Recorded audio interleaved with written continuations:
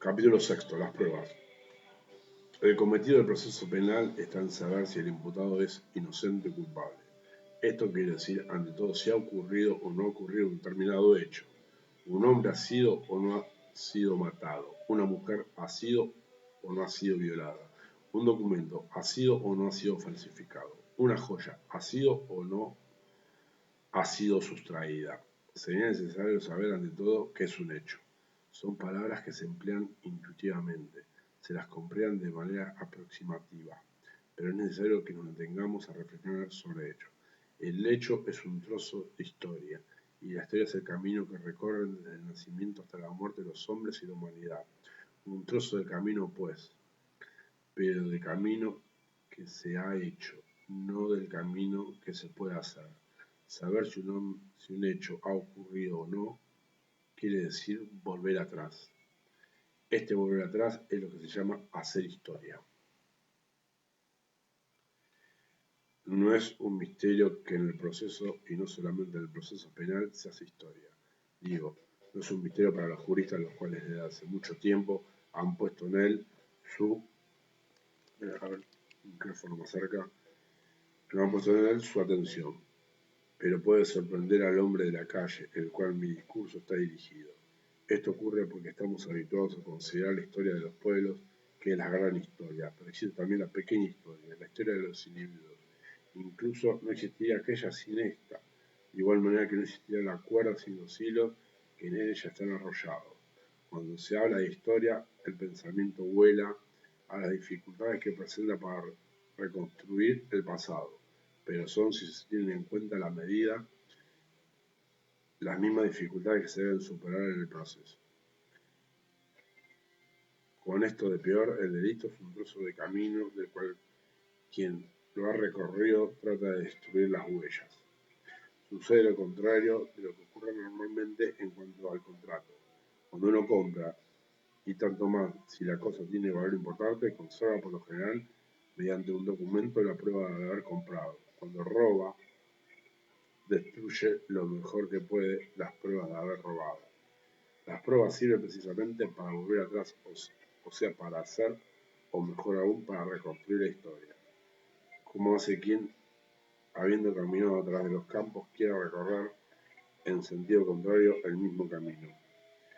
Sigue las huellas de su paso. Viene a la mente la figura del perro policía, el cual va olfateando acá y allá para seguir, por medio de su olfato, el camino del malhechor perseguido. El trabajo del historiador es este, un trabajo de habilidad y de paciencia sobre todo, en el cual colaboran la policía, el Ministerio Público, el juez instructor, los jueces de audiencia, los defensores, los peritos, prescindiendo de la crónica de los diarios, los libros policíacos y el cinematógrafo. Han inspirado más que informado al público respecto de este trabajo. La ventaja de esta literatura, bajo el aspecto de la civilidad, está en haber difundido la impresión, por no existir la experiencia, de las dificultades de la investigación, por razón de la falibilidad de las pruebas. El riesgo es el de equivocar el camino, y el daño es grave cuando se equivoca el camino. También cuando la historia se hace por medio de libros, porque aun cuando los historiadores no se den cuenta de ello y los filósofos, o al menos ciertos filósofos lo nieguen, no se retoman los caminos recorridos, sino para encontrar los caminos a recorrer. De cualquier manera, esto es tanto más manifiesto cuando el pasado se reconstruye para determinar la suerte de un hombre. Pero existe también el reverso de la medalla. ¿Y qué reverso?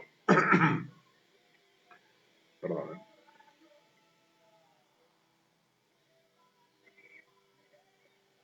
La culpa no es toda de ella, de la literatura policíaca, como puede comprenderse. Esta literatura incluso puede ser un síntoma más bien que la causa de un fenómeno derivado.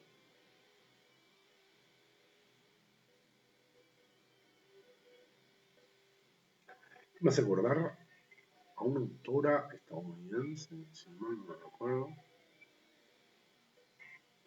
que concluyó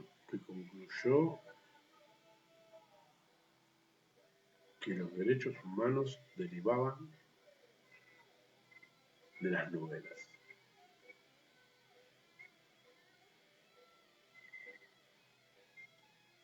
Ya les debo dar más datos respecto a eso.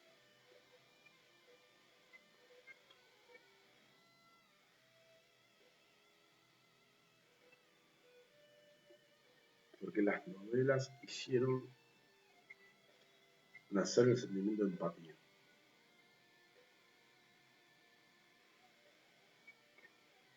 O la cualidad de la empatía. O sentirse identificado con el otro. Esa es su tesis. Después tenemos a esta literatura incluso puede ser más que un signo, quizás se deberían buscar aquella tendencia a la diversión que tiende tanta parte en la crisis de la civilidad que estamos atravesando. En una palabra, es la historia misma que se convierte en medio de diversión. La crónica judicial y la literatura policíaca sirven, de mismo modo, de diversión en la vida cotidiana tan gris. Así, el descubrimiento del delito, de dolorosa necesidad social, se ha convertido en una especie de sport. La gente se apasiona lo mismo que por la búsqueda del tesoro.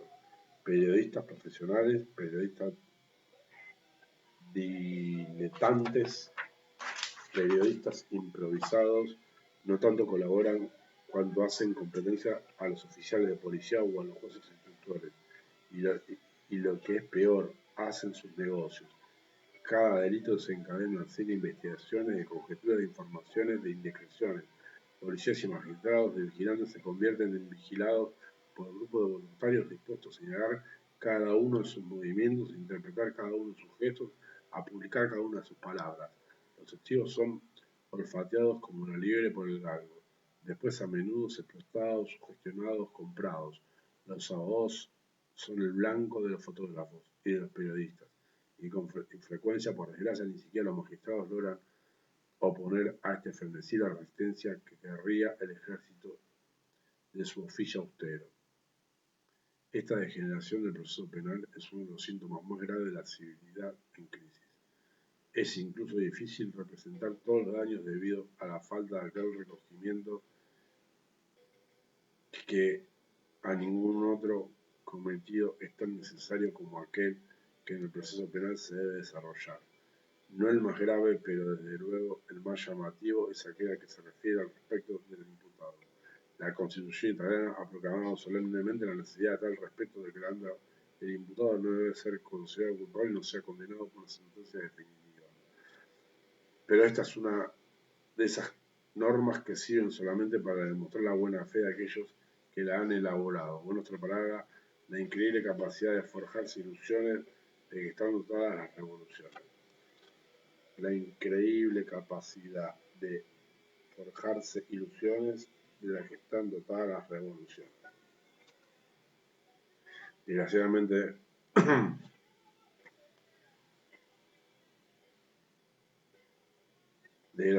la justicia humana está hecha de tal manera que no solamente se hace sufrir al hombre porque son culpables, sino también para saber si son culpables o inocentes. Se hace sufrir a los hombres porque son culpables, no solamente, sino también para saber si son culpables o inocentes. Esta es desgraciadamente una necesidad a la cual el proceso no se puede sustraer ni siquiera si su mecanismo fuese humanamente perfecto. San Agustín ha escrito a este respecto una de sus páginas inmortales, la tortura, en las formas más crueles, ha sido abolido, al menos en el papel, pero el proceso mismo es una tortura.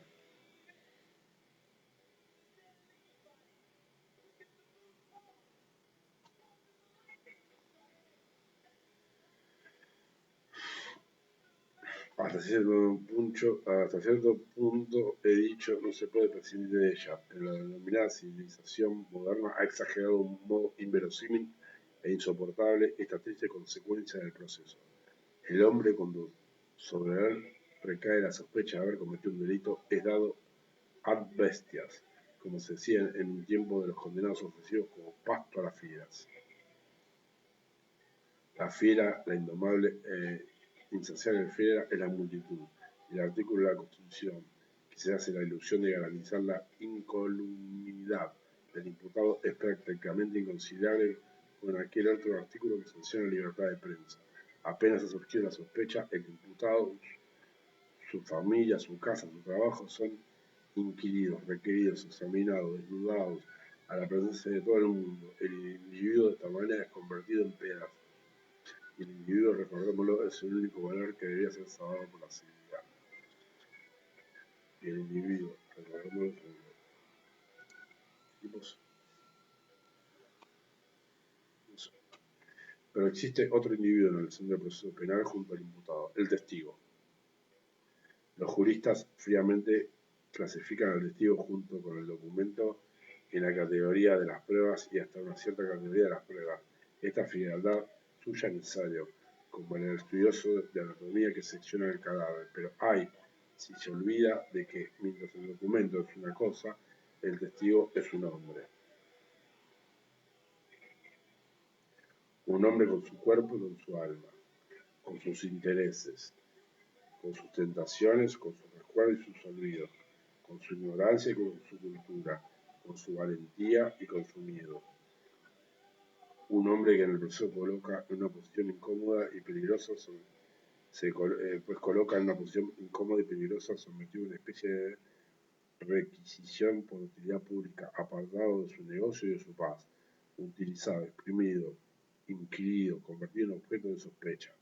No conozco un aspecto de la técnica penal más preocupante que el que se refiere al examen y hasta en general al trato del testigo. También aquí, por lo demás, la exigencia técnica termina por resolverse en una exigencia moral. Si la debiese resumir en una fórmula, colocaría en el mismo plano el respeto al testigo y el respeto al imputado. Mismo plano, el respeto al testigo y el respeto al imputado. En el centro del proceso, en último análisis, no están tanto el imputado o el testigo cuanto el individuo. Todos saben que la prueba testimonial es la más falaz de todas las pruebas.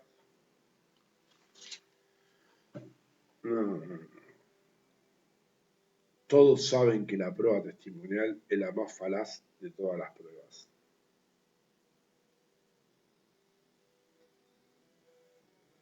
Y la ley rodea de muchas formalidades que querrían prevenir los peligros.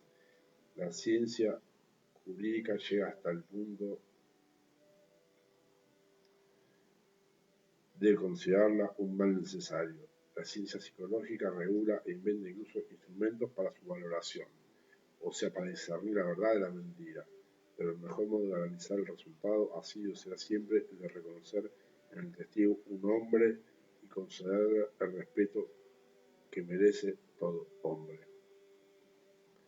Recientemente un fino abogado ginebino, comentando aquel proceso de Digne en Francia por el asesinato de la familia Dumont, amargamente llamado por él Kermesse Judiciaire ou Procès Touristique, al observar a los fotógrafos que en el aula chef per chef de But-Aziz Al-Kubris, mediante los términos, se preguntaba cómo es posible que la verdad salga a la superficie cuando el testigo es perseguido por los fotógrafos, rodeado hasta tocarlo por los periodistas, por los guardias, por los abogados.